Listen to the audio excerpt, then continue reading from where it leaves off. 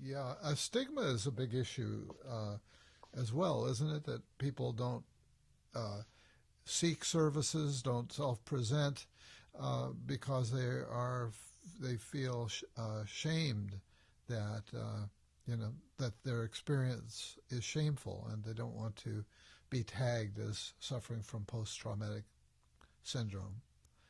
Yes. Particularly Yeah. males, but not just males. I'm also thinking of women who've been raped and so on. Hmm. Yeah, no, absolutely. I feel like I'm constantly fighting. There's internal and external barriers to people seeking help. And I think internal barriers, stigma is a big one. Also, just the very nature of PTSD, as I was saying earlier, avoidance is one of the symptom clusters. People have literally reworked their life so they don't have to think about the trauma. That's their way of coping. So Yes. then obviously the idea of coming to see someone like me is just, it doesn't make any sense to them, so the avoidance and then the mistrustfulness.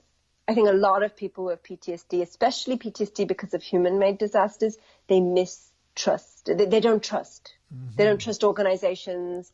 They don't trust doctors, because whenever there's a power differential that's not in the person's favor, I think trust becomes an issue. Yes. And so stigma, mistrust, avoidance, constant barriers to people seeking help.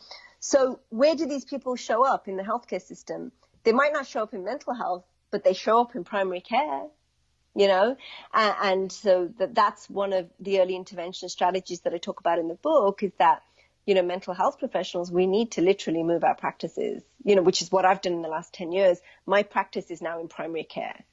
Mm-hmm. So, I literally want to go meet people where they're at, yes. rather than waiting for them to come see a mental health professional, which 50% of the time is not going to happen. So when you say you go to primary care, can you expand on that a little bit? Sure, absolutely. So, you think of, your regular doctor's office where you go see your internist or your general practitioner. In the VA over the last 10 years, we've shifted that we have a mental health professional embedded in that clinic too. So, oftentimes there's a full-time psychologist or a social worker in that clinic. And then the way I do it is once a week I go sit in primary care and I have a psychiatric clinic there.